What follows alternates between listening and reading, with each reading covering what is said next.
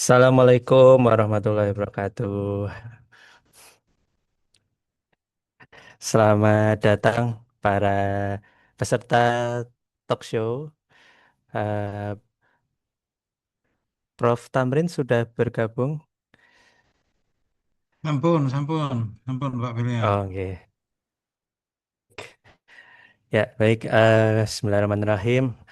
Alhamdulillah, alamin. Segala puji kita panjatkan kehadirat Allah Subhanahu wa taala yang telah melimpahkan rahmat, taufik dan hidayahnya pada kita semua.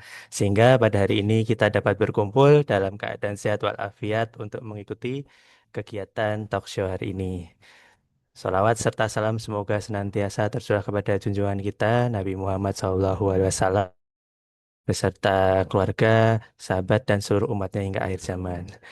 Hadirin yang berbahagia, dengan penuh rasa syukur dan kebahagiaan, kami mengucapkan selamat datang kepada yang pertama yang kami hormati, Direktur Politeknik Asalam Surakarta, dan narasumber yang telah berkenan meluangkan waktu untuk berbagi semangat, ilmu, dan pengalaman, serta kepada seluruh peserta yang hadir dalam kegiatan talk show ini tema Secret English Skill That School Doesn't Teach. Semoga melalui kegiatan ini kita dapat menambah wawasan, memperluas pemahaman, serta mengambil hikmah dari manfaat yang dapat kita terapkan dalam kehidupan sehari-hari. Perkenalkan, hari ini saya Vilya Lakstian Satra Mulia bertugas menjadi moderator dalam acara talk show hari ini yang diselenggarakan oleh Prodi D3 Bahasa Inggris Politeknik Asalam Surakarta. Izinkan saya membacakan rangkaian kegiatan talk show hari ini. Pertama, pembukaan. Yang kedua, sambutan dari Direktur Politeknik Asalam Surakarta, yakni Prof. AG Tamrin MPD MSI, sekaligus nanti membuka kegiatan talk show ya, Prof. Dan yang ketiga, nanti ada ini talk show dengan narasumber Ibu Ervina Maulidah Habib MPD. Yang keempat, ada jawab menutup kegiatan talk show ini. Mari kita awali dengan mengucapkan bacaan basmalah bersama-sama. Bismillahirrahmanirrahim. Semoga acara ini berjalan lancar dan mendapat ridho dari Allah Subhanahu wa taala. Selanjutnya yang kedua, sambutan dari Direktur Politeknik Surakarta sekaligus mohon bantuannya ya Prof. Nanti untuk membuka kegiatan show. Kepada Bapak Profesor AG Tamrin MPD MSI kami persilahkan. Baik, terima kasih pada Ustadz Filia Lakstian. Yang pertama, saya mengucapkan Assalamualaikum warahmatullahi wabarakatuh. Selamat sore, salam sejahtera. Ya. Om Swastiastu, Namo Buddhaya, salam kebajikan, salam sehat untuk kita semuanya. Ya.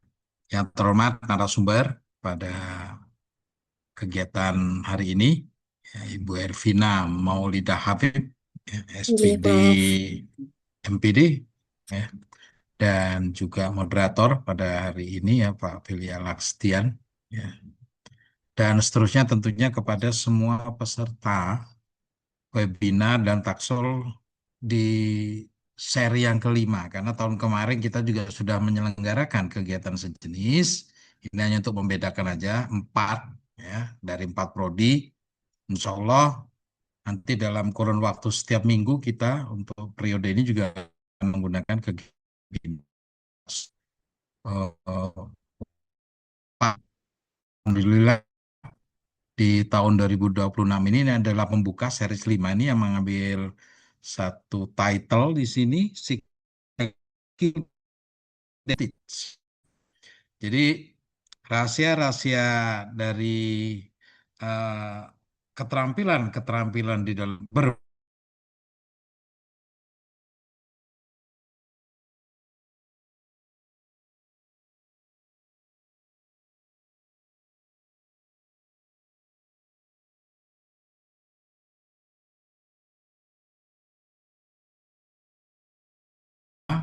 Kemudian yang sudah muncul pasti itu di dalam kurikulum SMP, SMA, SMK, bahkan juga di perkuliahan.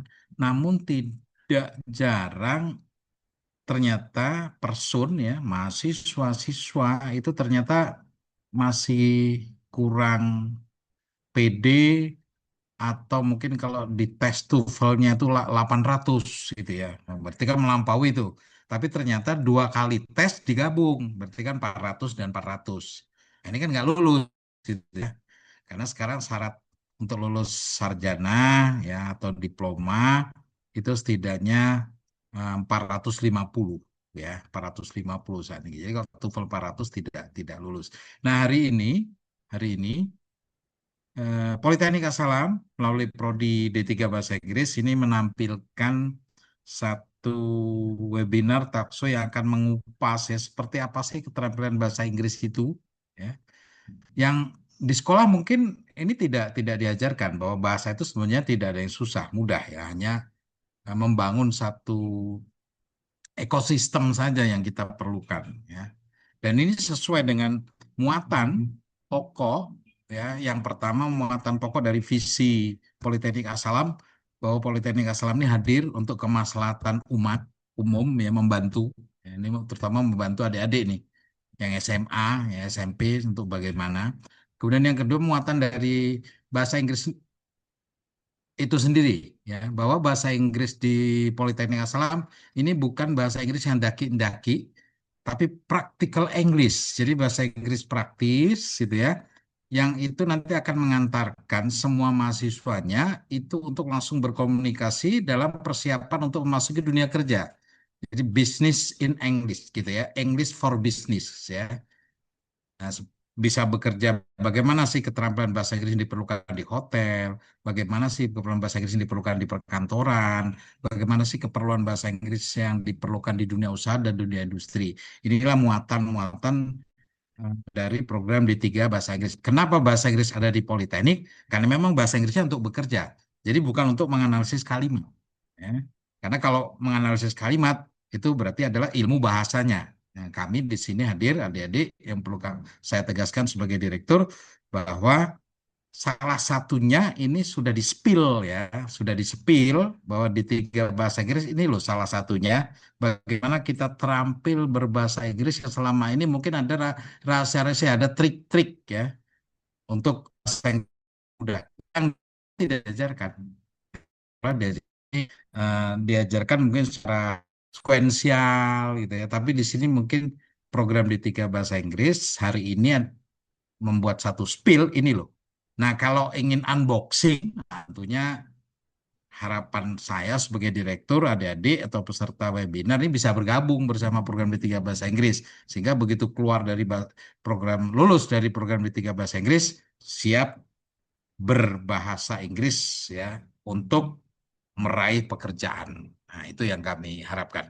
Dan caranya nanti semua peserta akan mendapatkan sertifikat, gitu ya, sertifikat, dapat ilmu, ya, dan ini free kita freekan sebagai bentuk kepedulian kami, gitu ya. Dan kalau mau bergabung bersama kami, tentunya sertifikat itu bisa menjadi semacam will card, ya, will card, ya, will card untuk bergabung, cukup dengan sertifikat dan sebagainya. Itu adik-adik nanti juga tentu dengan persyaratan administratif gitu ya. Nah, ini untuk bergabung mungkin nanti akan ada semacam poin-poin yang dapat kita afirmasi dengan sertifikat peserta yang bergabung pada hari ini akan mendapatkan wildcard point. Nah, ini mungkin tujuan dari ya. Kita akan mengikuti seminar, selamat mengikuti webinar dan takso pada hari ini dengan narasumber Ibu Ervina Maulidah Habib SPD MPD pada hari ini. Dan atas permintaan dari panitia, maka kegiatan webinar dan takso series 5 yang mengambil title Secret English Skills That School Doesn't Teach. Secara resmi saya nyatakan dengan mengucapkan Bismillahirrohmanirrohim, secara resmi saya nyatakan dibuka. Mudah-mudahan bermanfaat, maslahat bagi kita semuanya. Lebih dan kurangnya mohon maaf. Assalamualaikum warahmatullahi wabarakatuh. Waalaikumsalam warahmatullahi wabarakatuh. Waalaikumsalam warahmatullahi wabarakatuh. Alhamdulillah, amin, amin ya Rabbal Alamin. Terima kasih Direktur Politeknik Asalam Surakarta yang kami hormati Profesor Dr. Ag Tamrin, MPD MSI, telah memberikan motivasi dan semangat yang telah eh, sangat optimal dan sangat membahagiakan kepada kami semua. Dengan banyaknya peserta yang ada di sini, di antaranya ada siswa-siswi dari SMA, SMK, MA, dan ini kegiatan ini sangat pas dan eh, tepat untuk kesuksesan dengan jalur bahasa Inggris. Eh, Mumpung masih awal dan lengkap, eh, kita dokumentasi foto bersama dulu ya. Peserta dimohon untuk menyalakan kameranya sebentar. Dan panitia, saya mohon dibantu ya untuk ambil dokumentasi. Oh ya, nanti ada, nanti kami hitung ada tiga lembar ini istilahnya ya, tiga lembar ya. Baik, ya, mohon bantuannya semua untuk menyalakan kameranya sebentar. Ya, baik, sudah ya kita mulai. Saya hitung satu, dua, tiga. Baik, halaman kedua, panitia siap. Satu, dua, tiga. Lembar ketiga, satu, dua, tiga. Ya, ya baik. Jadi semua kita kita lanjutkan ya untuk kegiatan hari ini. Terima kasih Prof. Tamrin eh, motivasinya.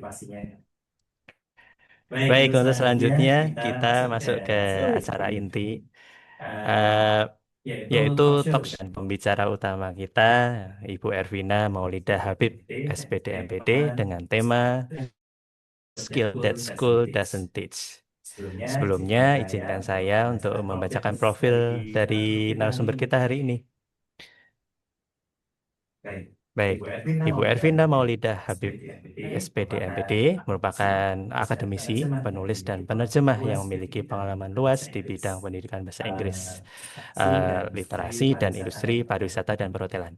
Beliau menyelesaikan pendidikannya Magister Pendidikan Bahasa Inggris di Universitas 11 Maret Surakarta, dan saat ini beliau menjabat juga sebagai Kepala Program Studi di D3 Bahasa Inggris Politeknik Asam Surakarta.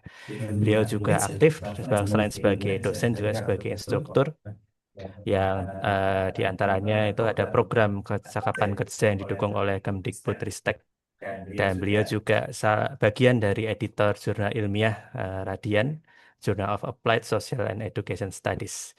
Beliau juga berperan sebagai mentor desa wisata dan UMKM. Selain itu, beliau juga pengajar TOEFL, editor buku, serta dosen di berbagai institusi pendidikan, dan beliau juga eh,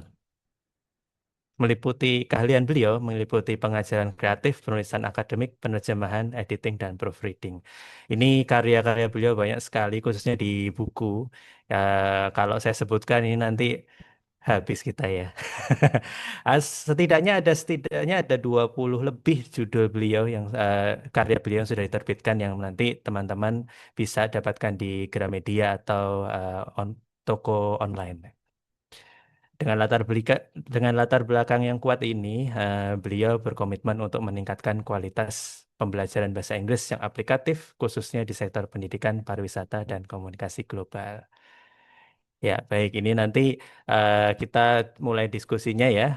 Nanti kalau ada pertanyaan bisa ditulis di bagian chat dengan menyebutkan juga nama dan tadi juga menyebutkan asal sekolahnya. Nanti ketika saat sesi diskusi nanti kami juga memberikan kesempatan untuk yang raise hand. Menyampaikan.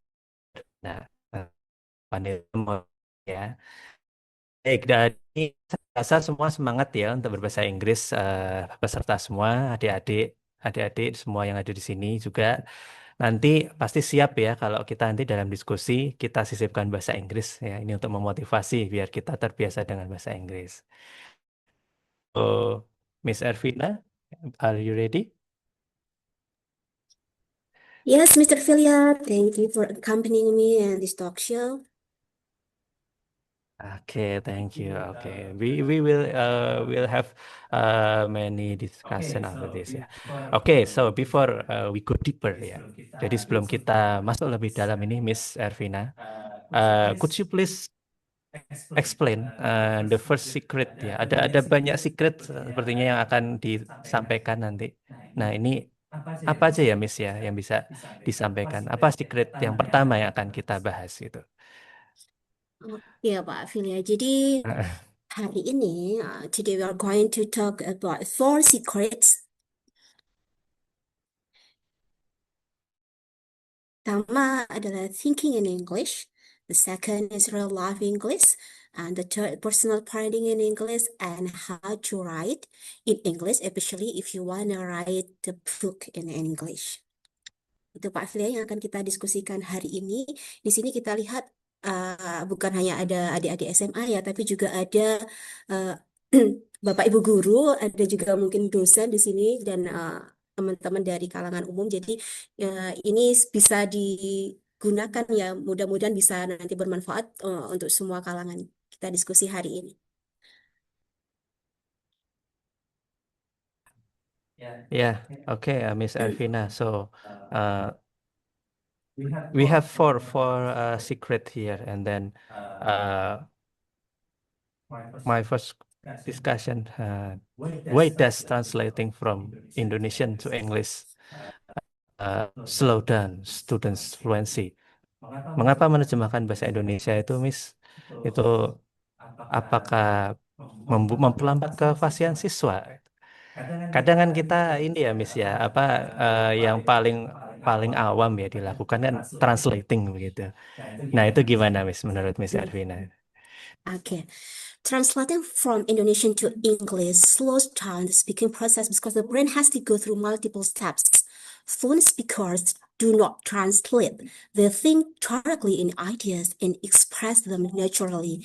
Jadi kita nih anak-anak sekolah ini kenapa udah belajar bahasa Inggris bertahun-tahun tapi kok nggak bisa-bisa ya bahasa Inggris. Masalahnya adalah seringkali kita itu kalau mau ngomong bahasa Inggris diterjemahkan dulu dalam bahasa Indonesia ya kan? Jadi tidak bisa langsung memproses di kepala kita langsung dalam versi bahasa Inggrisnya. Contohnya ini misalnya gini. Misalnya kita bilang aku mau minum kopi. Nah, yang terjadi biasanya kemudian diterjemahkan dulu di kepala kita dalam versi Indonesianya, ya. Aku, minum, aku mau want minum drink kopi, coffee.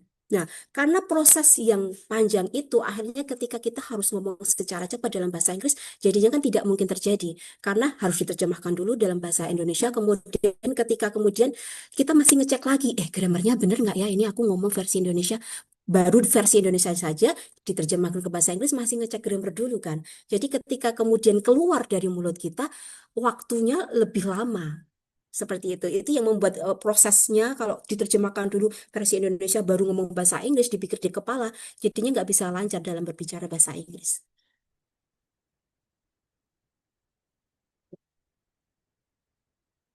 Ya, oke. Ya, ya, Miss itu kadang kadang kadang juga udah segede gini juga saya tuh kadang juga sempat terbesit seperti itu, Miss Arvina. Jadi apa ya ya apa sempatlah ya sesekali dua kali terpikirkan kayak itu. Nah, ini Miss Ervina. Kalau kalau tadi dikatakan ada think English gitu ya. So, what do you think, Miss? What does thinking English actually mean in daily practice? Apa sih arti sebenarnya thinking in English dalam praktek sehari-hari gitu, Miss? Yeah. Thinking in English means forming thoughts directly in English without first using your native language. It allows you to speak more naturally and spontaneously. Jadi kita tuh ngomong thinking in English itu seperti yang dilakukan oleh native speakers ya. Jadi langsung ngomong, nggak diterjemahkan dulu dalam versi Indonesia. Itu yang kita sebut thinking in English. Jadi kalau kita mau mau ngomong mau minta minum kopi, pengen minum kopi, kita bisa singkat aja kok, I want coffee, I need coffee, seperti itu. Itu sesuatu yang langsung kalau native native speakers itu nggak mikirin dulu dari satu step dari kata subjek I sampai ke coffee. Dia tinggal bilang aja I want coffee. Udah itu selesai. Itu ya that we call thinking in English, Pak Filia. Oke, ya, menarik ya. Tadi yang disampaikan Miss Arvina. Oke, Miss, ada apa lagi yang ini ada kaitannya dengan ini ya? Kalau saya sempat sempat ngobrol-ngobrol juga dengan Miss Arvina beberapa saat tadi ya.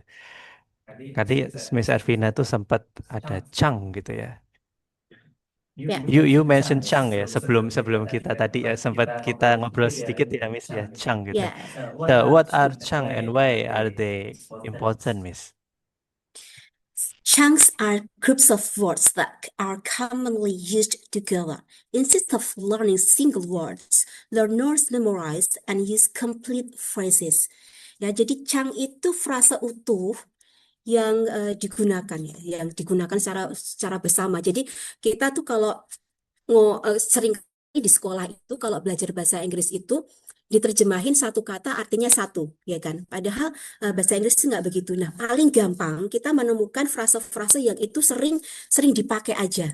Ya, contoh mungkin yang sering kita kita tahu itu paling yang teman-teman pasti sudah tahu adalah by the way. By the way itu kalau diterjemahin satu-satu, by sendiri, the satu, way sendiri artinya akan berbeda dengan by the way. Yang kalau kita terjemahkan singkatnya ngomong-ngomong kan biasanya gitu ya.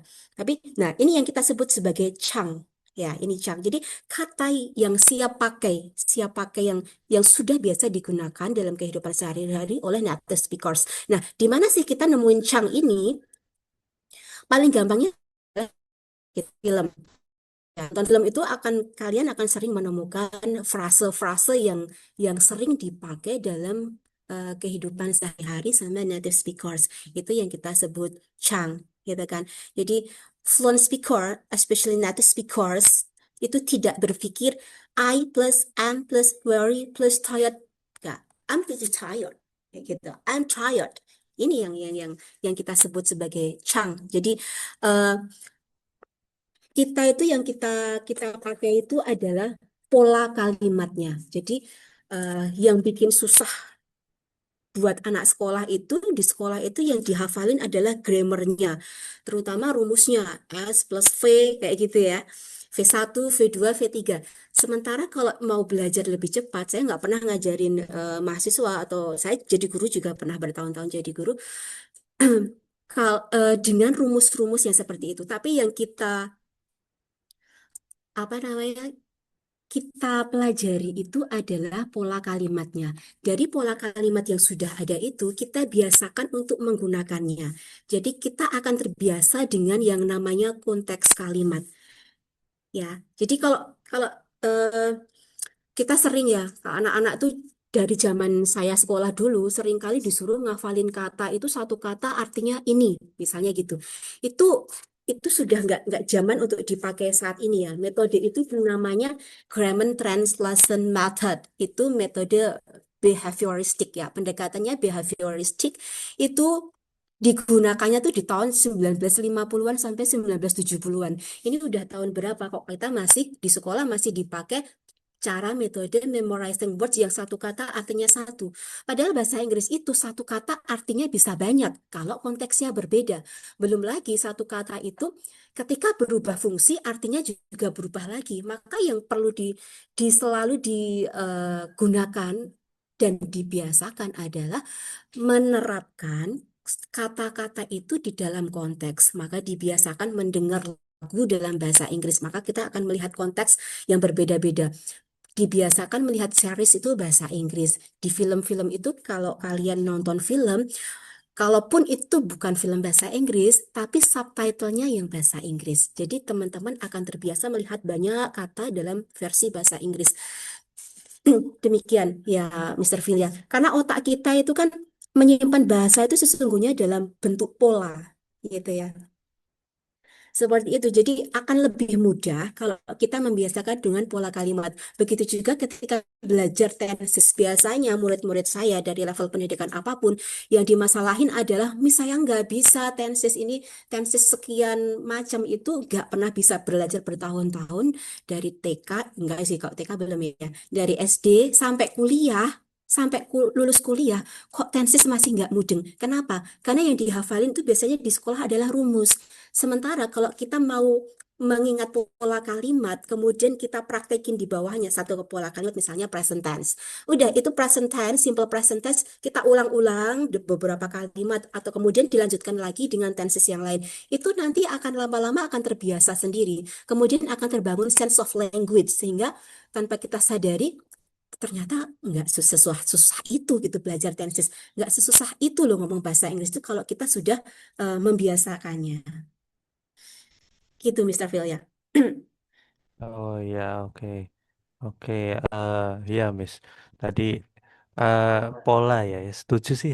Setuju juga dengan ada pola tadi dalam bahasa Inggris dan cara-cara ini sebetulnya mengurangi beban pikiran kita daripada translation tadi ya, grammar translation, kemudian apa eh, dan menghafal itu saya rasa dengan pola dan ini apa juga meringankan kita gitu. Nah, tadi juga Miss Ervina udah menyampaikan ada lewat lagu ya Miss ya, lewat lagu, lewat subtitle di film gitu ya. Nah, itu kan cara yang mudah ya, Miss. Simple ways. Apa ada lagi Miss selain itu Miss? Ya, student can practice chunks by using them in daily situation ya. Kemudian contohnya itu kayak describing their surroundings, expressing feelings, kemudian responding in conversation. Seperti yang saya bilang sering-sering. eh, Maaf sebentar, ada sedikit kesalahan teknis. Ya, nggak apa-apa. Oke, maaf. Saya lanjutkan ya.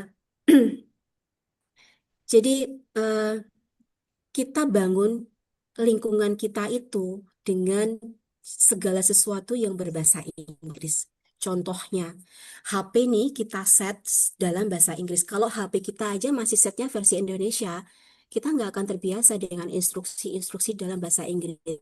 Kemudian Windows, Chrome, semuanya kita set dalam bahasa Inggris. Jadi, bahasa Inggris itu harus kita jadikan part of life ya. Kalau bahasa Indonesia itu kan mother tongue ya. Ya bahasa tiap hari udah pakai bahasa Indonesia. Nah, kalau kita pengen bahasa Inggris kita setidaknya satu level di atas bahasa ibu kita, bahasa Indonesia, maka kita juga harus menjadikan bahasa Inggris itu sebagai bagian dari hidup kita. Jadi saya dalam setiap hari itu nggak ada satu hari pun dalam hidup saya nggak ada Inggrisnya. Saya dengerin lagu, itu pasti versi bahasa Inggris. Pak Filia kalau di sebelah saya pasti saya playlist saya semuanya bahasa Inggris. Jarang sekali saya dengerin itu lagu bahasa Indonesia. Ya, seperti itu. Itu hal yang sederhana, yang paling sederhana. Itu seperti itu. Kemudian semua yang ada, semua tool saya, itu pasti semuanya versi bahasa Inggris. Nah, kita harus menciptakan environment seperti itu untuk kita terbiasa dengan segala hal yang berkaitan dengan bahasa Inggris. Kenapa? Karena kita hidupnya di Indonesia. Beda kalau kita tinggalnya di luar negeri.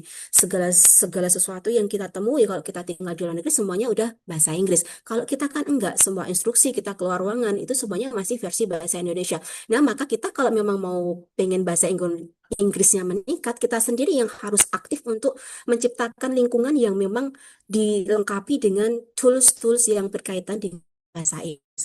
Seperti itu, Mr. Filia. Oke ya. Ya oke Miss. Ini itu berpengaruh ya terhadap confidence. Uh, One of my student also say that dia juga, wah kok kamu bahasa Inggrisnya kok bisa bagus ini. Dia juga dari game, Miss. Senengnya dari game-game itu kan juga Ya, mm-mm. ya dia nyetingnya dari pakai bahasa Inggris itu dan kemudian percakapan dalam Ya, game itu betul. juga bahasa Inggris itu. Ya, Miss. Setuju ini. Eh, Terus ini, Miss. Tadi ada 4 ya, Miss ya. Ini baru satu. Nah, mungkin untuk yang the second secret ini apa ini, Miss? Could you please? Ya. Yang kedua, real life English ya. Bahasa Inggrisnya itu yang natural and confident. Nah, kalau di sekolah itu karena saking kita itu selalu bawa bener, grammarnya harus bener kan. Jadi jarang sekali kita kan saya pernah di institusi sekolah ya, dan teman-teman saya guru juga banyak, saya mengalami sendiri gitu. Jadi situasinya itu kalau di sekolah seringkali kita lebih terfokus grammarnya tuh belajar grammar, tapi kemudian sedikit sekali diberikan media untuk membuat kalimat grammar yang sudah benar itu kemudian menjadi terlibat dalam percakapan. Bayangkan aja misalnya kita di sekolah itu bahasa Inggris 1 minggu itu cuman 1 kali atau 1 minggu itu cuma 2 kali dalam durasi yang cuman mungkin 1 jam lah maksimal latihan. Misalnya pakai role play ya misalnya atau presentasi. Jadi kita kan bisa bayangkan kalau anak-anak cuman belajar bahasa Inggrisnya cuman seminggu sekali, seminggu 2 kali, hanya dalam 1 jam sampai 2 jam. Mana mereka bisa bahasa Inggrisnya levelnya bisa naik.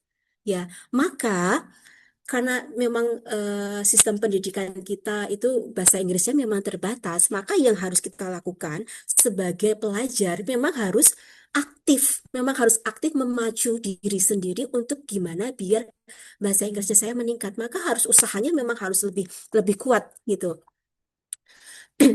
Seperti yang saya bilang lagi ya, sekarang kalau ngomongin real life communication. School English often sound rich because it focuses on critical correctness rather than natural communication used in real situations. Ya, jadinya kan terbiasanya kita tuh pakai struktur kalimat yang kaku. Ya, karena ini memang karena tidak terbiasa kita sehari-hari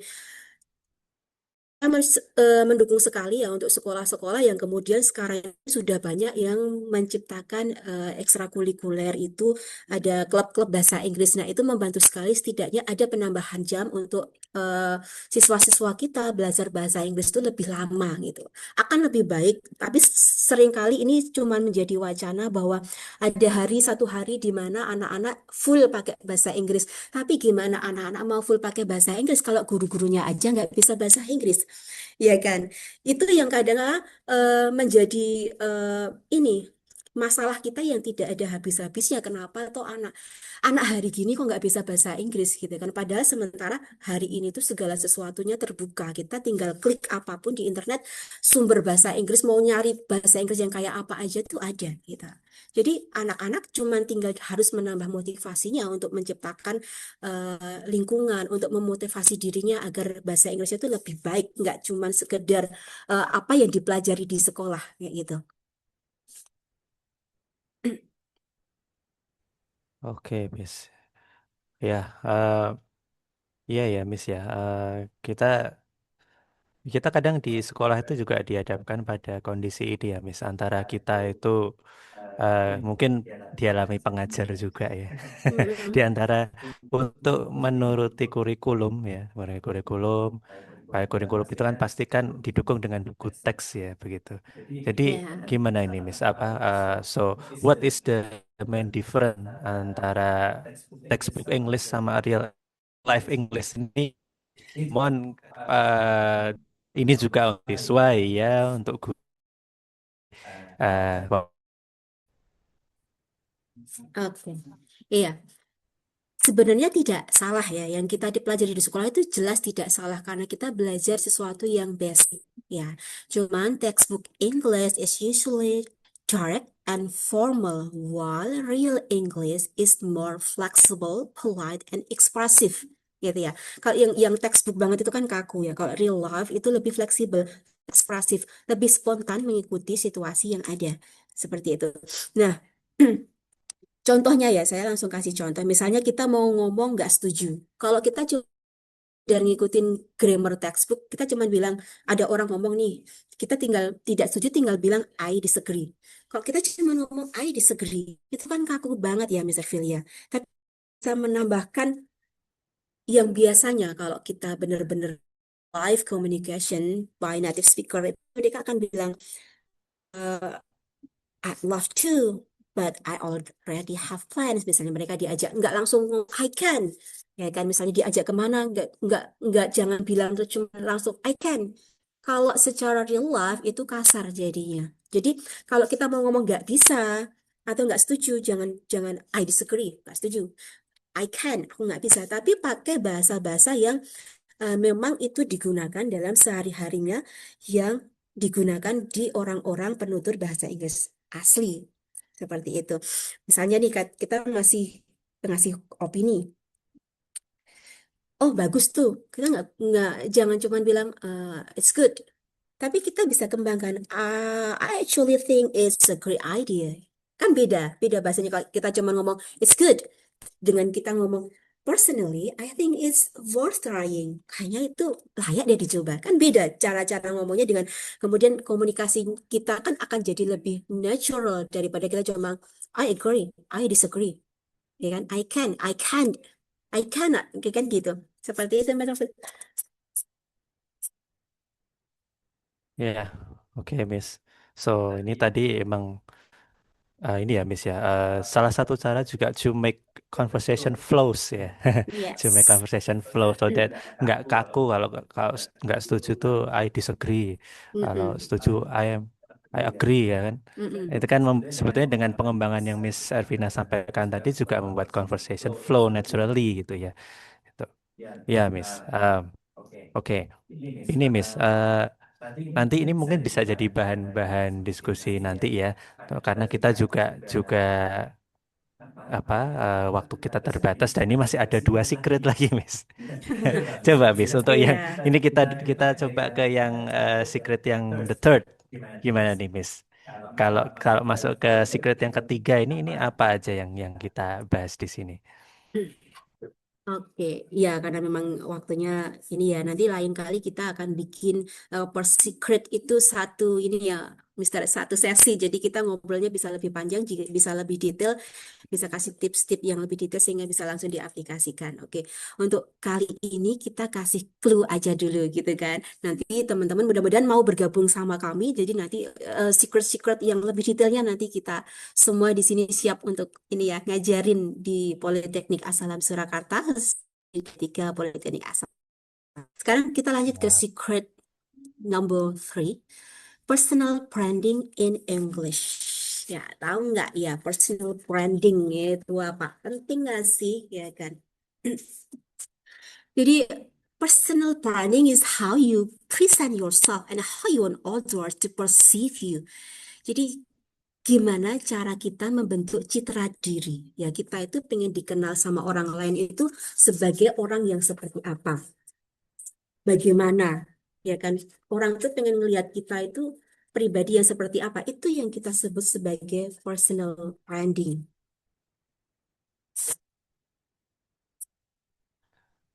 Oke, personal branding ya, Miss ya.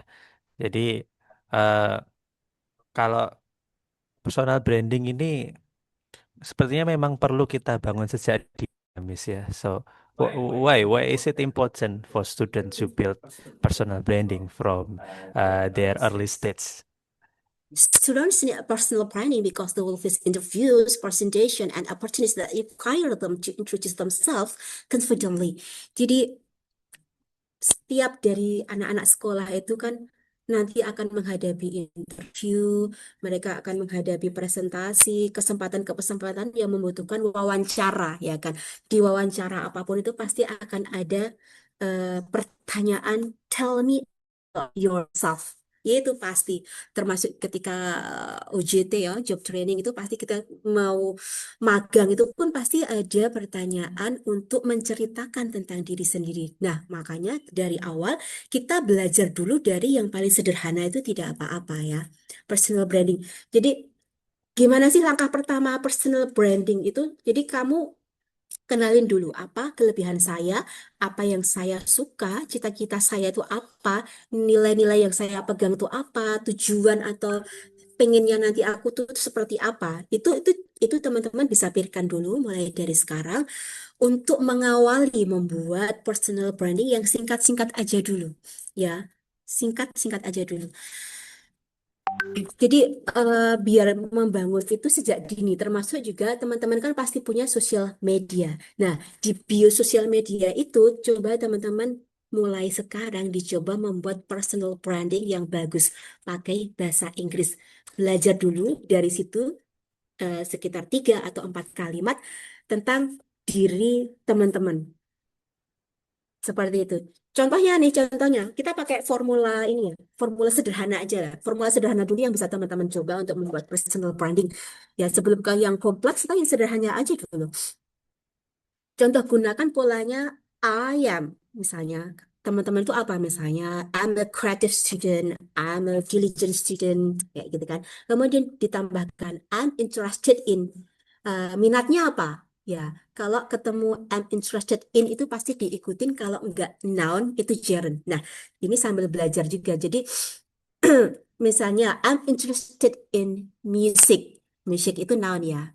Atau I'm interested in learning music. Learning music ini pakainya gerund. Gerund itu verb ini. Nah, seperti ini. Jadi pertama katakan dulu kamu itu siapa, gitu kan. Kemudian kamu tertariknya apa? Oke. Kemudian 3 kalimat aja deh. Tujuan masa depanmu apa? Misalnya nih, I want to study abroad in the future. Aku pengen kuliah di luar negeri. Itu. Jadi kalau teman-teman yang masih sekolah, mulai dulu dari 3 kalimat ini aja untuk membangun personal branding. Kalian itu siapa? Kemudian kalian itu tertarik pada apa? Dan kalian itu tujuannya apa? Itu dulu. Yang singkat dulu, nanti kemudian dikembangkan. Itu dulu dilatih, dibuat di bio-bio kalian di sosial media. Itu dulu ya untuk basicnya, Mr. Philly. Iya, oke ya. Ini juga ini ya Miss Ervina ya, karena memang apa di antara sini, di antara peserta ini juga ada nih kayak misalnya ada tadi ada Mas Davin misalnya. Mas Davin ini kan juga dari SMK 3 Sukoharjo. Oh Selamat datang Mas ya, Davin. Nah, ini Mas Davin ini oke. dari SMK 3 ini kan vocation ya, vocational. Bahkan jadi diharapkan nanti kan juga langsung terjun ke dunia kerja. Bahkan di Politeknik Asalam juga juga membuka kesempatan begitu nanti untuk yang eh, mahasiswa yang kuliah sambil kerja itu pun juga juga beberapa ada di sini gitu. Jadi tadi Miss Ervina juga sudah memberikan inspirasi terkait personal branding itu ya, ya itu nanti untuk yang di antara jika di antaranya nanti ada yang kuliah sambil kerja begitu. Nah, Ya. ini nanti akan digali sebetulnya banyak ditemukan dalam materi kita di bahasa Inggris di Politeknik Salam Surakarta begitu. Mungkin ini Miss, ini ke- kalau kita bicara tentang personal branding ini banyak sih sebetulnya mau saya tanyakan. Cuman ini dulu deh. eh, Trigger untuk membangun confidence itu gimana, Miss? Ini nanti buat penyemangat penyemangat teman-teman ini nanti uh, biar dia semangat untuk branding gitu. Itu membangun kepercayaan dirinya gimana? Ya. Jadi, confidence can be built by practicing simple self-introduction regularly and focusing on clarity rather than perfection. Jadi, yang penting itu latihan rutin, ya. Jangan fokus bahwa itu harus sempurna dulu. Ya, personal branding itu kan perlu dilatih dan kita dari waktu ke waktu kadang kala gitu kita jadi manusia hari ini pengennya jadi apa, nanti beberapa hari kemudian keinginan kita udah beda lagi. Hari ini kita kepingin dikenal sebagai siapa, berapa hari berikutnya kita pengen lagi dikenal menjadi orang yang berbeda lagi. Nah, ini justru justru bagus, maka justru menunjukkan bahwa karakter kita itu berkembang. Nah, teman-teman bisa melatih ya, melatih bahasa Inggris, entah itu personal branding maupun real real life English itu tekniknya. Ya kalau di sekolah itu pasti udah biasa role playing ya. Nah, role playing itu udah biasa, teman-teman udah nggak kaget lagi lah. Tapi itu kan kalau di sekolah cuma beberapa menit. Nah, teman-teman bisa coba yang namanya shadowing teknik. Shadowing teknik itu teman-teman bisa pakai video ya atau lagu. Nah, video atau lagu itu, video lah misalnya, video itu ditonton berulang-ulang, kemudian repeat ya. Jadi yang step pertama adalah watch and then repeat ya, and then follow, imitate. kemudian ditirukan. Jadi apa yang teman-teman temukan di situ akan temukan banyak sekali chunk, banyak frase-frase yang biasa dipakai, baik yang itu slang maupun yang cuman kalimat-kalimat sederhana. Nah, dari situ teman-teman pahami, terus kemudian terus diulang-ulang, nanti kemudian akan tercipta yang namanya acquisition. Ya, jadi eh, second language acquisition. Yang kita sebut acquisition itu kayak saya gampangnya gambarin kayak anak bayi. Anak bayi itu dari cuman bisa nangis, dia bisa jalan. Anak bayi itu dari dia nggak bisa ngomong, jadi bisa ngomong. Nggak ada yang ngajarin itu anak bayi ngomong. Akhirnya dia bisa ngomong sendiri.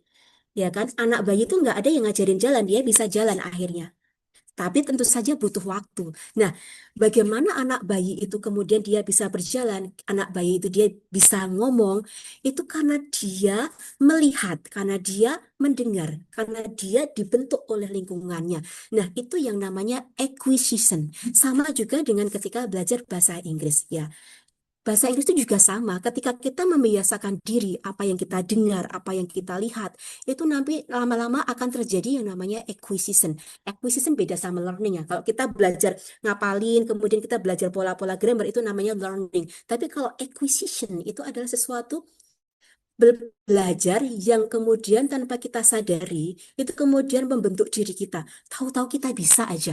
Itu kemudian terbentuk sense of language. Tahu-tahu kalau teman-teman biasa dengerin musik yang penyanyinya orang Amerika, aksen teman-teman akan ikut aksen Amerika. Kalau sering nonton film yang filmnya Amerika, aksennya akan ikut aksen Amerika. Makanya kalau saya tidak membatasi genre lagu itu dari negara mana. Termasuk film, saya suka menonton film itu dari semua negara yang berbahasa Inggris. Karena kenapa? Di situ kita akan belajar aksen bahasa. Yang bahasa Inggris itu aksennya banyak banget. Sama kayak orang Indonesia itu ya. Indonesia sama Malaysia itu sama-sama Melayu. Tapi aksennya beda. Kosakatanya meskipun sama-sama Melayu, kosakatanya banyak yang berbeda.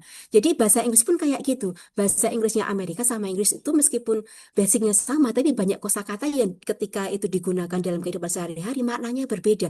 Belum lagi kalau ketemu bahasa Inggrisnya orang Skotlandia, itu mumet lagi, itu beda lagi. Seperti itu Pak Fili ya. Jadi pertama teman-teman bisa nyoba tadi ya, shadowing teknik.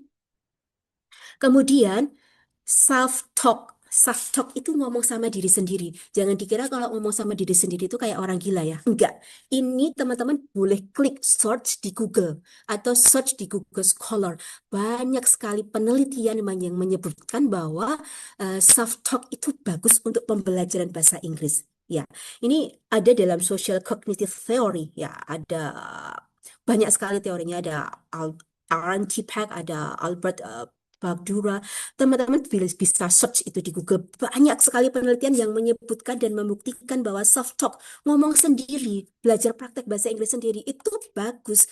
Karena self-talk itu membangun pola berpikir. Ya, self-talk itu membuat kita termotivasi, gitu. Itu menunjukkan bahwa kognitif kita itu jalan. Yang biasa self talk itu adalah orang-orang cerdas. Silahkan teman-teman kalau tidak percaya, itu penelitian banyak sekali. Jadi jangan takut dikira orang gila kalau kita ngomong sendiri, kemudian praktek sendiri, ngomong-ngomong sendiri, mempraktekkan pronunciation. Karena pronunciation itu nggak bisa diajarin orang lain. Karena yang punya mulut dan punya lidah itu kita sendiri. Gimana caranya kita bisa bagus pronunciation-nya kalau kita nggak ngelatih sendiri mulut dan lidah kita. Jadi kita memang harus suka ngomong sendiri. Kita nonton, kita dengerin. Saya sampai hari ini, saya kalau mau presentasi, saya kalau mau ngisi materi, itu saya semua materi, kata per kata saya cek lagi pronunciation-nya, saya ucapkan lagi. Sampai hari ini padahal saya sudah lebih dari 20 tahun belajar bahasa Inggris. Tapi setiap kata akan selalu saya ulang, dan saya ulang agar pronunciation-nya itu tidak apa namanya, tidak salah. Dan bahasa itu kan terus berkembang, akan selalu ada bahasa yang baru. Jadi jangan sampai kalau di sini ada Bapak Ibu guru, kemudian berhenti belajar, bahwa kita nggak bisa berhenti belajar, apalagi kalau itu berkaitannya dengan bahasa, karena bahasa itu berkembang. Begitu kita merasa kita udah bisa, ketika kita merasa kita udah expert nih, udah jadi guru, udah jadi dosen, kemudian kita berhenti melatih lagi lidah dan mulut kita, melatih lagi, berhenti untuk melatih kepala kita, otak kita untuk berpikir tentang English ini, maka nanti kita akan kembali jadi tumpul. Apa yang misalnya teman-teman mungkin tadinya udah bagus bahasa Inggrisnya, udah expert, tapi karena ngerasa udah hebat, terus berhenti melatih bahasa Inggrisnya, nanti akan tumpul lagi. Otaknya akan tumpul lagi, lidahnya akan kaku lagi. Makanya kalau bahasa Inggris itu harus jadi bagian dari daily life itu yang selalu saya sebut dari awal ya. Jadi kita nggak bisa melepaskan bahasa Inggris itu sedikit saja, sehari aja. Kalau bisa tiap detik tuh harus ada bahasa Inggrisnya ya. Jadi disamain lah, coba diusahakan eh, menggunakan bahasa Inggris itu sebanyak kita menggunakan bahasa Indonesia. Caranya gimana? Banyak. Kita bisa ada YouTube, kita aplikasi-aplikasi di handphone itu banyak sekali ya. Kalau saya suka pakai Praktika, teman-teman bisa download itu ya di HP ada Praktika namanya aplikasinya. Kemudian ada Elsa Speak dan banyak lagi, oh banyak lagi. Jadi itu bisa teman-teman bisa record your voice. Nanti di situ dia ada AI-nya itu langsung menganalisa, oh pronunciation-nya nilainya berapa kayak gitu. Jadi itu kayak memotivasi kita, oh pronunciation-ku hari ini nilainya berapa ya kayak gitu. Jadi silahkan dilatih sendiri ya. Itu self talk itu penting sekali untuk melatih kecepatan kita dalam berbicara bahasa Inggris. Itu Mr. Phil ya. Untuk personal branding ya harus selalu dilatih. Kalau nggak dilatih, ya ini pasti nanti bisa sekarang besok lupa kayak gitu. Jadi ketika kita udah butuh gitu untuk interview, hari ini belajar besok dilupakan, nanti pas saatnya kita butuhkan kita udah lupa. Jadi jangan pernah berhenti untuk melatih bagaimana kita berkomunikasi dalam bahasa Inggris. Begitu Mr. Phil ya. Oke, Oke. oke. Oke, Miss. Itu makanya sekarang ini ya teman-teman ya. Tadi udah mulai dibiasakan tuh tadi settingan HP-nya bahasa Inggris. Sekarang kalau kalau nyari Google maksimal kan itu mikrofonnya. You said in English. Google, please find me. Google, please explain me. Nah, gitu ya. Nah, itu dimaksimalkan sampai ke situ. Oke, ya tahan dulu Miss Ervina. Ini apa untuk pembahasan ini kita lompat dulu ya. Soalnya ini masih ada satu secret lagi yang Oh iya, belum. Oh, iya. oh. Saya tadi ngira ini ternyata masih ada satu lagi ya. Oke, Miss. Ini yang the final secret ini, Miss. The final secret yang keempat ini gimana nih, Miss? Could you please explain what is it about? Iya, yang terakhir ya. Jadi jarang sekali how to write in English ya, especially kalau mau nulis buku bahasa Inggris. Nah, nggak mungkin ada di sekolah, adanya di sini. Jadi saya tuh DM saya itu isinya pasti penuh dengan pertanyaan. Miss, gimana caranya saya kalau mau jadi penulis? Miss, gimana sih Miss biar buku saya bisa diterbitin? Itu DM saya kayak gitu tuh tiap hari bisa ratusan. Serius ini. Jadi dari waktu ke waktu DM Instagram saya itu isinya tanya, kalau mau jadi penulis gimana caranya? Dalam kapanpun dan dalam situasi apapun dan siapapun yang nanya, jawaban saya itu tidak akan berubah. Yang pertama adalah mulailah menulis, gitu kan. Mulailah menulis. Dan gimana mau jadi penulis kalau nulis aja enggak? Kan seperti itu. Jadi cara sederhana ya.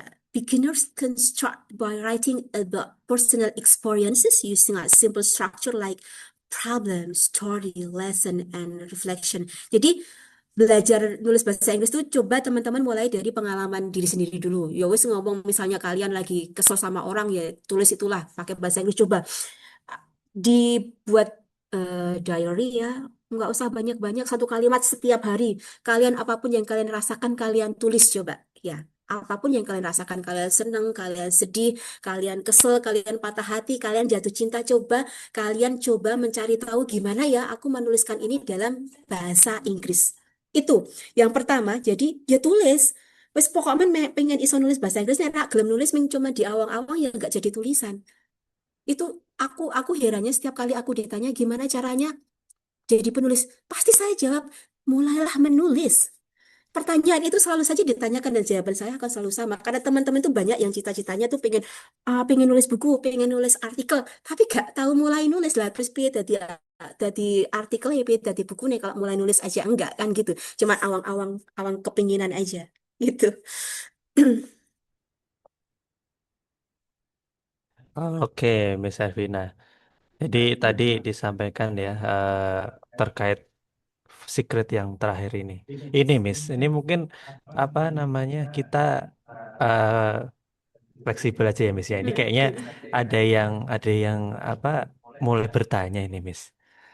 Ini ada Mas Andi Ramdhani. Mas Andi Ramdhani masih bergabung? Mas, Masih, Pak. Oke, Mas Andi Ramdhani ini tadi raise hand ya. Ingin bertanya ke Miss Ervina? Boleh? I- Dari mana, Mas Andi Ramdhani? saya dari Ciamis, Pak. Oke, Mas Andi dari Ciamis. Wah, Ya, Jauh sekali ini ya, ya. selamat saya datang. Silakan, Mas Andi. ya di sini saya ingin bertanya, Miss, ini kan skill bahasa Inggris kan bagai pisau bermata dua ya. Di satu sisi itu kita eh, hanya mengandalkan ajaran formal di kelas itu seperti menghafal 16 tenses atau grammar statis. Kita akan merasa aman ya secara nilai ujian ya. Tapi di sisi lain itu ironisnya itu justru rasa aman itu bisa jadi bumerang nih di dunia kerja ya. Sekolah itu kan sering lupa itu mengajarkan secret skill seperti interkultural communicative competence. Hmm. Akibatnya itu banyak lulusan yang secara grammar itu benar, tapi secara sosial dan kultural itu kaku atau bahkan salah kostum saat berkomunikasi dengan native ataupun non-native speaker. Nah, Oke. mereka yang mengandalkan pelajaran di sekolah juga sering mengeluh bahwa ketika harus presentasi atau negosiasi dengan rekan dari luar negeri itu kemampuannya itu mentok, bukan karena nggak tahu arti katanya, tapi karena tidak tahu konteks dan nada bicaranya yang tepat. Nah, artinya kan di sini kan ada kesadaran bahwa kemampuan bahasa Inggrisnya tuh sedikit amburadul ya di dunia nyata, Iya. tapi di sekolah itu nggak nggak pernah memberikan peta jalan keluar tuh untuk masalah itu. Nah, yang ingin saya tanyakan, Miss, itu akar masalahnya sebenarnya apa sih dari kesenjangan ini? Apakah karena kurikulum sekolah itu padat ya dengan teori grammar dan mengabaikan aspek psikologis atau komunikasi real time, atau karena metode pengajaran yang usang membuat generasi muda itu nggak pede gitu eh, terjun langsung karena takut secara grammar. Kemudian langkah apa sih yang bisa dilakukan oleh generasi muda itu untuk membekali diri seperti keberanian bernegosiasi, pemahaman aksen global, dan kecerdasan lintas budaya ini. Oke. Ya, Langsung saja Ya, Mas Andi Ramdhani ya. Mas Andi Ramdhani ini kuliah atau kerja atau anak sekolah? eh, lulusan SMK, Bu. Oh, lulusan SMK ya, berarti Hmm. udah kuliah ya. Oke, Mas. Jadi memang ini masalah yang dari zaman dulu itu nggak ada habis-habisnya ya. Saya pernah terlibat dalam pembuatan kurikulum anak-anak SMK dan membuat bukunya. Nah, jadi masalahnya adalah banyak kebijakan kurikulum kita itu yang membuat kurikulum itu berdasarkan teori tertentu. Ya, kemudian di real situasinya di sekolah itu, tidak semua sekolah itu mampu untuk mengaplikasikan kurikulum yang sudah didesain dengan sedemikian rupa karena perbedaan latar belakang, perbedaan kemudian fasilitas seperti itu. Jadi ini yang kemudian jadi sangat kompleks sehingga anak-anak itu ketika dikasih kurikulum bahasa Inggris yang satulah satu pola seperti ini, yang kadangkala Karpe itu udah mengikuti perkembangan teori pendidikan yang terbaru ya. Buku-bukunya sudah disesuaikan dengan teori pengajaran bahasa Inggris yang terbaru, tapi kadangkala pada gurunya belum disosialisasikan bagaimana mengaplikasikan kurikulum terbaru yang dibuat oleh pembuat kebijaksanaan itu. Nah, itu jadi masalah. Nah, solusinya apakah kita harus nyalahin pemerintah, apakah kita harus nyalahin sistem, apakah kita harus ngomel-ngomel sendiri cuman mengeluh? Tidak. Masalahnya mental anak-anak itu seringkali ya tidak termotivasi aja, masa bodoh. Udahlah di sekolah, pokoknya datang ke sekolah bahasa Inggris yang diajarin gurunya ini udah selesai sampai rumah terus nggak dilatih lagi. Makanya eh, butuh bahwa guru-guru di sekolah memberikan ya tugas-tugas itu seperti project, membuat video bahasa Inggris, membuat rekaman ya, record your voice. Kalau kalau saya itu nggak pernah nyuruh murid saya, mau itu anak SMK, mau itu anak kuliah, untuk tugas itu yang bisa ngopas dari ChatGPT. Nggak mungkin itu saya ngasih tugas seperti itu. Kenapa? Karena bahasa Inggris itu butuh praktek. Prakteknya gimana?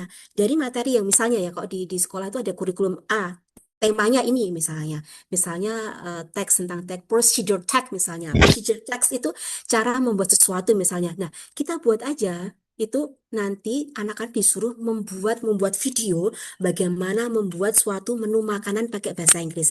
Nah, dari situ anak-anak akan terbiasa. Nanti disuruh presentasi bener-bener pakai ini, pakai bahan yang ada. Jadi saya seringnya kayak gitu. Jadi anak-anak saya ajak ke kitchen, mereka bawa bahan-bahan. Jadi mereka saya suruh minggu depan silahkan bawa bahan-bahan untuk membuat apapun yang kalian bisa. Paling sederhana, gimana atau nanti kalian dikembangkan gimana cara membuat suatu menu misalnya, atau gimana cara membuat sesuatu yang anak-anak itu bisa.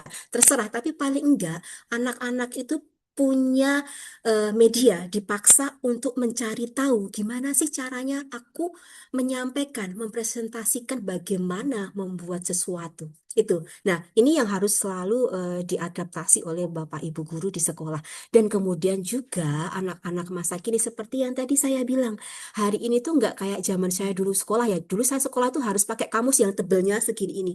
Kuliah kalau nggak bawa kamus Oxford yang tebelnya itu bisa buat bandem orang itu harus keluar kelas. Anak-anak sekarang itu tinggal pakai HP, bisa pakai online dictionary. Kalau teman-teman kesulitan dalam pronouncing words, nggak bisa gimana sih pengucapan katanya yang benar, tinggal pakai Cambridge Dictionary atau Oxford Dictionary. Kalian klik katanya, kemudian search itu ada, tinggal didengarkan suaranya seperti apa, pronunciation-nya yang benar. Nah, kalian tirukan, segampang itu untuk belajar bahasa Inggris.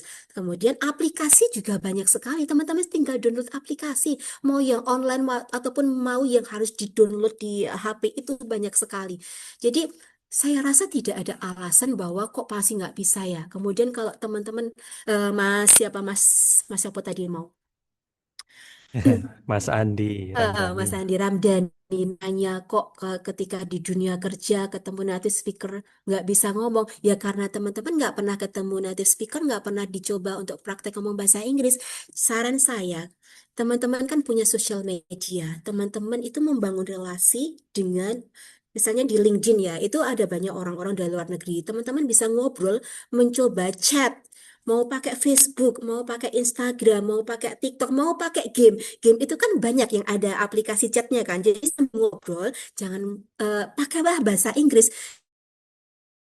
untuk susun kalimat. Ya, anak-anak saya itu suka main game. Dan dia itu belajar itu dari game itu, gimana cara ngomong, chatting, ngobrolin soal game Mobile Legend lah, apalah itu, game-game yang sekarang banyak sekali itu bisa digunakan untuk berkomunikasi dengan native speaker. Kemudian juga bisa pakai video call ya, video call sama orang luar. Jadi sebenarnya nggak ada masalah ya, kalau memang benar-benar mau belajar bahasa Inggris, silahkan ciptakan lingkungan yang bisa membantu teman-teman untuk terbiasa dengan bahasa Inggris. Jadi memang teman-teman harus punya teman ngobrol bahasa Inggris. Terutama kalau memang mau fluent seperti native speakers, ya harus punya teman yang memang dari luar negeri. Caranya gimana? Ya, dia gampang kan? Seperti tadi teman-teman chatting pakai bahasa Inggris sama teman-teman asing yang kalian temukan di sosial media. Bisa juga nanti kemudian ngomong pakai suara atau pakai video seperti itu. Banyak kan aplikasi yang bisa dipakai di masa ini.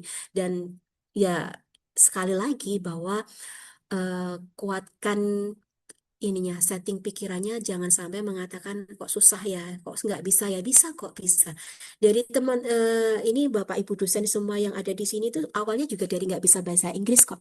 Saya itu SMP itu benci banget bahasa Inggris. Kenapa? Karena di sekolah itu bahasa Inggris cuma disuruh ngerjain LKS. Lah gimana aku bisa ngerjain LKS kalau bahkan membaca kalimat itu artinya opo ya aku rak mudeng kan begitu. Artinya jadi seringkali cuma disuruh ngerjain LKS nih. Lah kalimat iki artinya opo kan nggak tahu seperti itu ya Mas. Jadi silakan diciptakan lingkungan yang mendukung kalau Mas lagi kuliah atau Mas lagi kerja yang mendukung kerjaan Mas Andi Ramdhani gitu Mas Andi Ramdhani mudah-mudahan jawaban saya bisa membantu. Nanti kalau kurang bisa chat saya ya Mas ya. Oke, baik Miss. Terima kasih banyak atas jawabannya. Saya berharap ilmu dari webinar bermanfaat untuk kita semua dan bisa mempraktekkan secret English skill untuk kita semua gitu. Oke, terima Oke, kasih Mas Andi Ramdhani. makasih Mas Andi. Ya, oke. Ini untuk diskusinya buat waktu. Jadi ini biar adil ya. Tadi ada satu pertanyaan dari ASN. Nah ini eh, saya ambil dari yang chat ya, dari bagian chat supaya adil nih, karena ini udah apa terbatas waktu kita. Nah ini ada pertanyaan. Nah, ini kalau di bagian chat ini dari Syafani Arif Ramadan. Nah ini bertanya.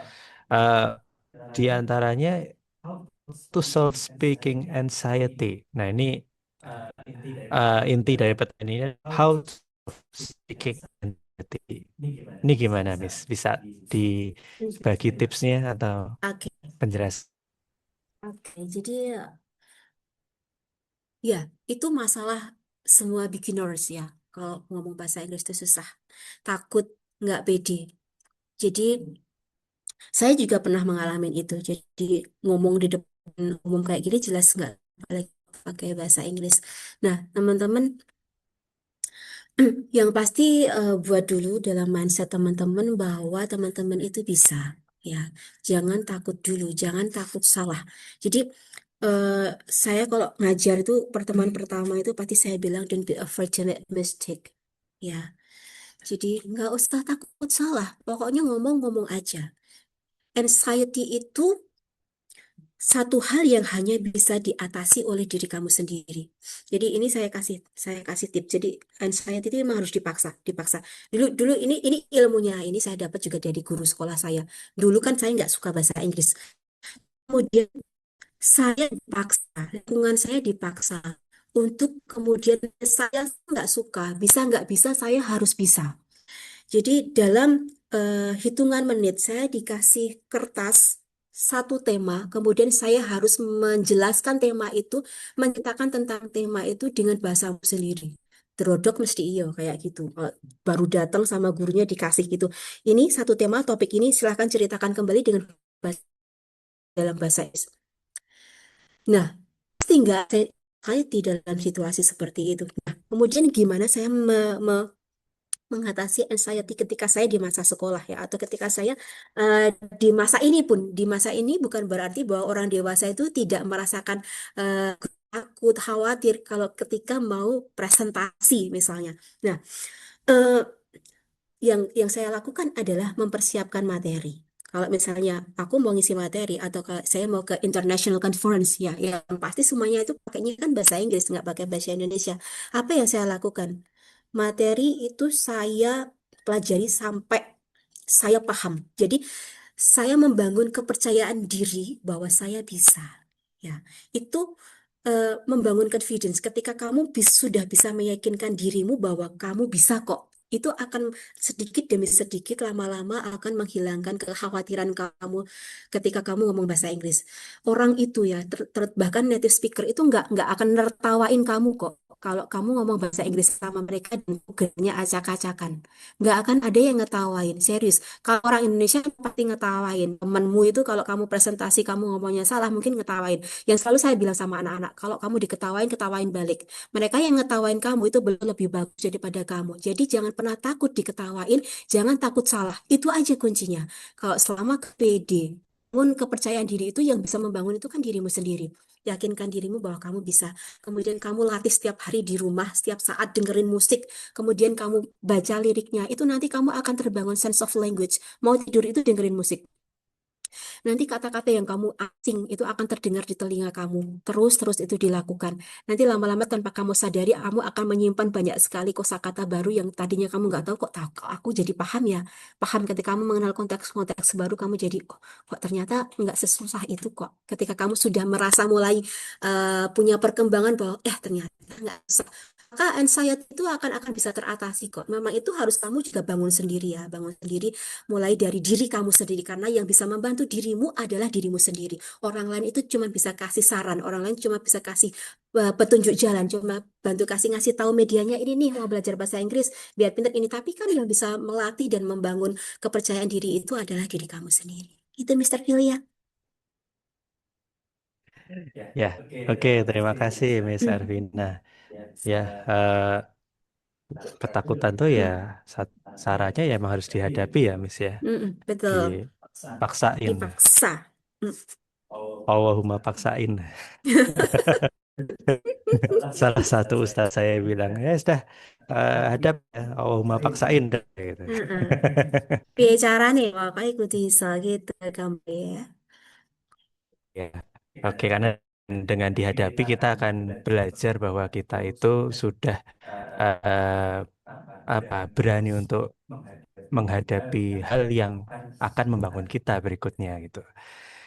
Ya, tadi udah kita jawab ya pertanyaannya dari Mas Andi Ramdhani dan dari Syafani Arif Ramadan. Eh, Maaf ya, kami mohon maaf kalau beberapa pertanyaan lainnya belum sempat terjawab. Ini mungkin apa nanti bisa dilanjutkan di grup ya, karena kita terbatas waktu dan oh iya boleh juga yang belum terjawab mampir kalau ke Solo di Politeknik Asalam Surakarta nanti Ya, eh, ya nanti di boleh prodi langsung nyari bahasa saya Inggris. nanti ya di D3 Politeknik Asala, boleh ngobrol sama saya, boleh daftar di sini juga ada short course kalau mau belajar bahasa Inggris atau kalau masih mau butuh tempat kuliah nanti belajar sama saya sama teman-teman dosen di sini yang luar-luar biasa. Oke, teman-teman. Ya, terus Miss Ervina sampai ngomongnya dua kali itu luar-luar biasa.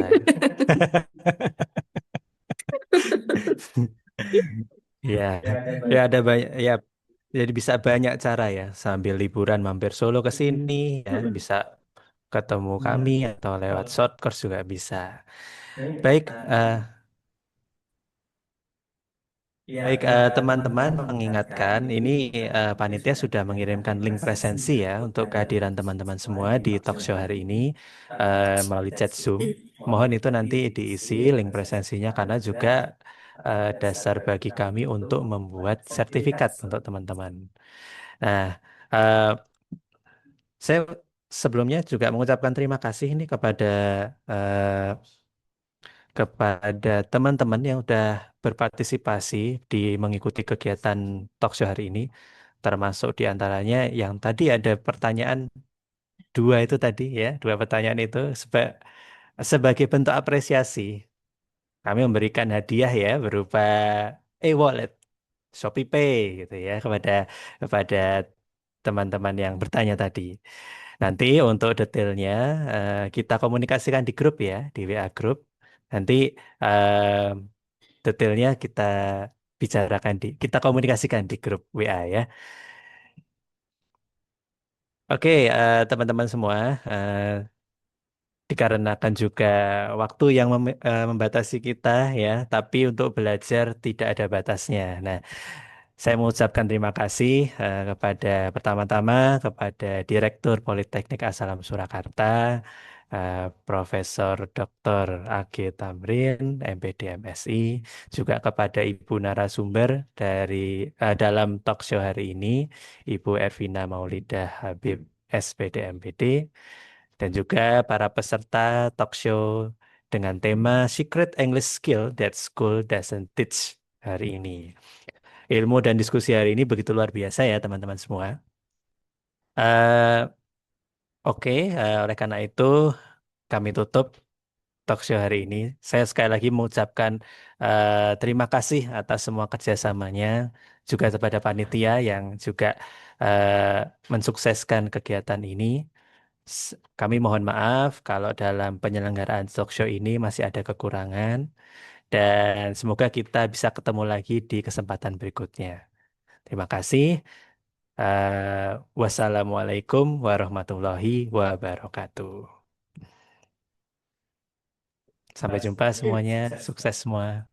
Salam sehat. Thank you, everyone. See you.